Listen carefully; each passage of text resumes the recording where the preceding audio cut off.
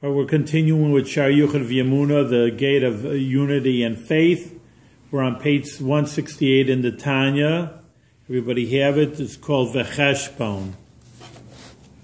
You have it there. It's right in the middle of the page. Second word from the end. And we were talking about that when the Hashem creates the world, everything comes down into the world through the osios, through the life force comes through the letters and the words of the 10 statements of Aseret Maimoros. But then everything becomes hidden. We don't feel the incredible godliness, the elokus that comes into the world. But he says that they jingle up the letters. We once talked about it, that they can make trillions of different symbols of that, and therefore that's why you got your trillions of or billions of creations.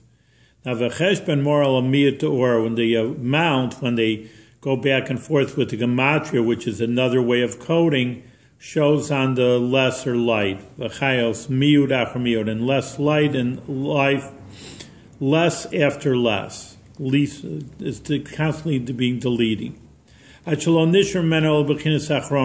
remains only the last level, Shubachinas Cheshbon, which is the exact amount, the bottom line, maybe you can say.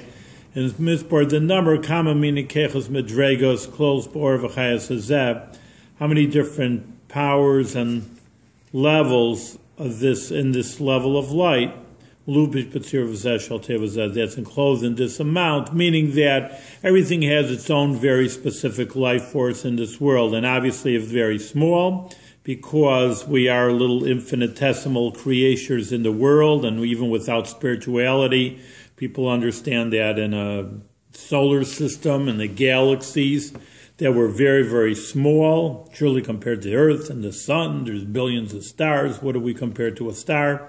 So everybody gets their exact specific life force, but it like tailor fits. You have a unique life force, which, again, that the Alter Rebbe doesn't talk about specifically in this sefer. He's just talking about, maybe we could say them as spiritual mechanics and the engineering, but that really is something very, very special. We're not just like, he says, well, I have a Ford car. I really like it. But come on, man, there's like 100,000 cars like that out there. You're not unique. Everybody tries to be unique, but they're really not unique in anything they do. I'm wearing a nice, woman, nice dress. Well, they made 1,000 dresses like that. What makes you special? But really, that's in Torah. And I think this is a very important point, even though we're on a tangent.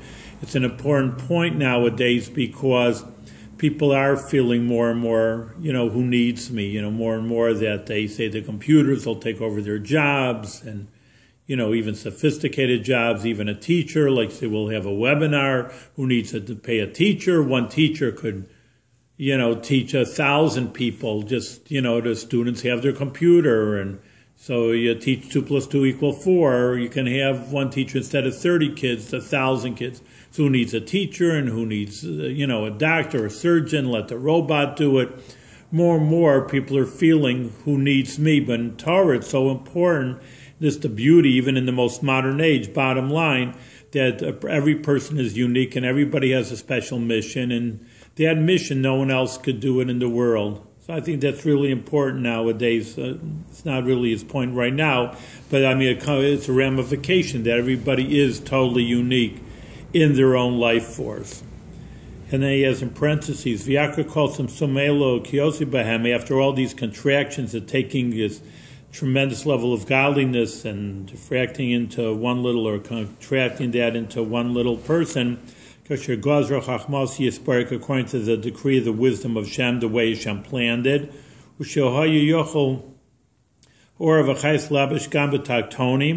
Therefore, after these contractions, which a little bit we said that the life force is enclosed even in the most lowest things. We offer domim, even the stones and the dirt which are inanimate, which we said that there is a hierarchy of life force in this world. I mean, not to get into the whole thing right now, but where there's inanimate, which I say is a Hebrew English word, domim is like dumb. because they don't speak and they don't grow. A rock is a rock. Then you have the vegetation world. Then you have the animal world. And that's why I say a little bit radical for the science books that the human beings are not just a sophisticated animal. They're in a category for themselves. But right now, obviously, we understand that the lowest life force is inanimate dirt. Ki even derek mashal shama mara ki shorsha mishama olaban misparo. That a stone, for example, just using that as one of the creations, that Shema, its name, shows that its source is from the word ban. And this is very, very, very deep, very typical of classic Hasidus.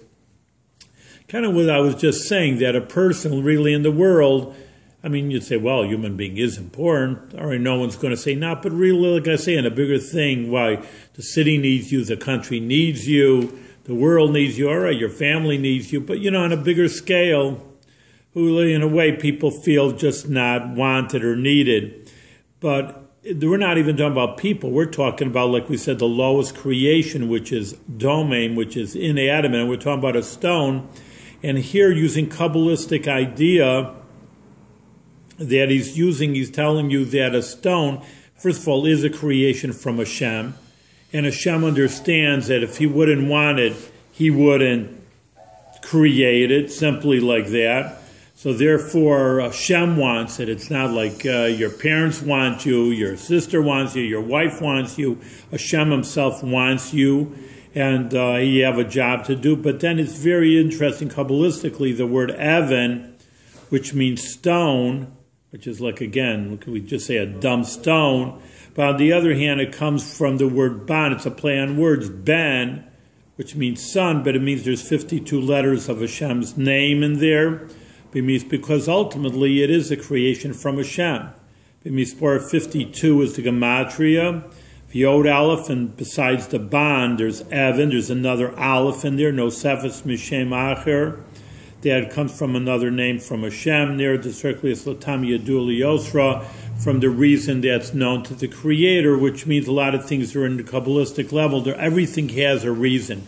Nothing is per chance. We talk about even the human being, that people saying, what do you need an appendix for? Tonsils.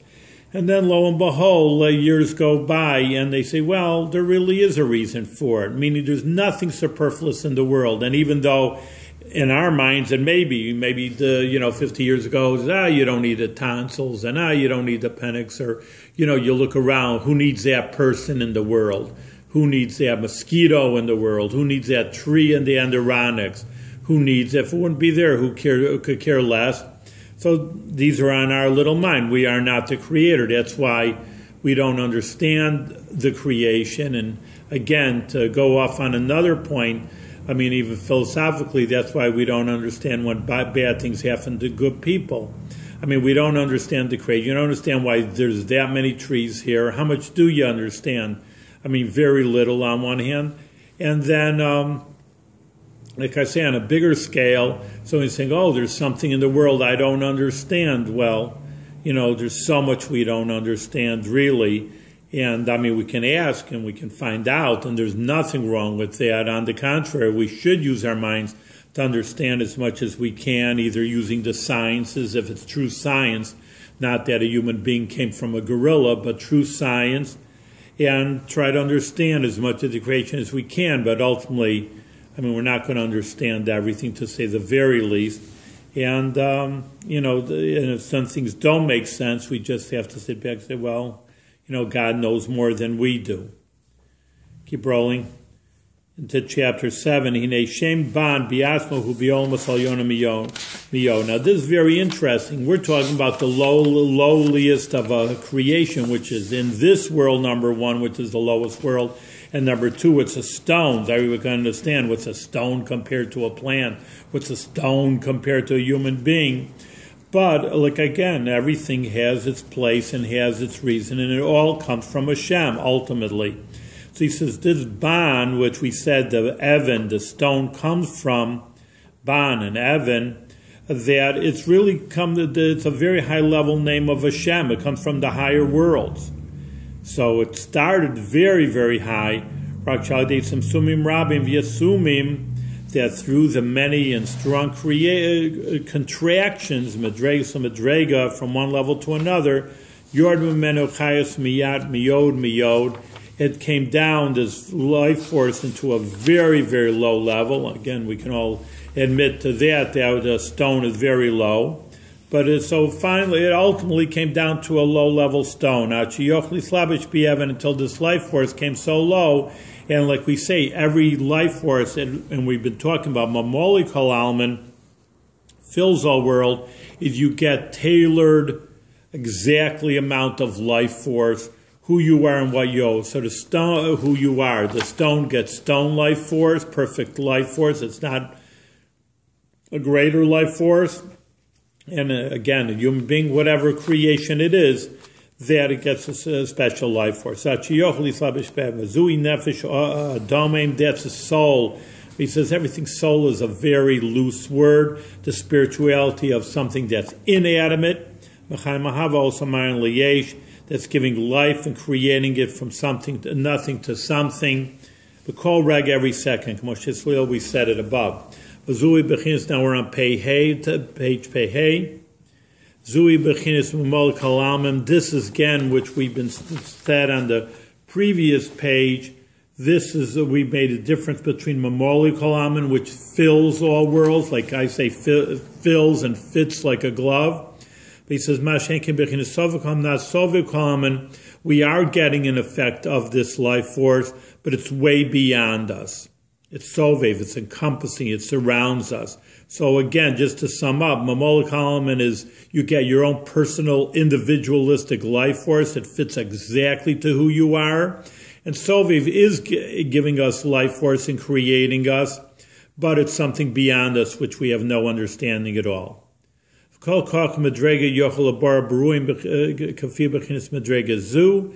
every power is able to create so many things according to this level, because it is from Hashem ultimately, and Hashem has infinite power. So therefore, when he throws out he emanates an infinite power, it can create infinitely so. Gam kain le kain's fatachlis, to no end, so infinitely so, but kumosam ve'echusam, quantitatively and qualitatively, lachayos adayad, to give life forever and ever, Miyachashukah Hashem, since it is the power of Hashem, that spreads out and emanates from the spirit of his mouth. I mean, it came from Hashem. V'ein miyoser, there's nothing that can hold up Hashem. So when Hashem creates something, it's like when we do something, it's obviously infinite, we get tired, we can't go on, or even what we do is not infinite, but when Hashem creates something, it has infinite power. But ultimately, it's not going to have the same quality as, say, great level, like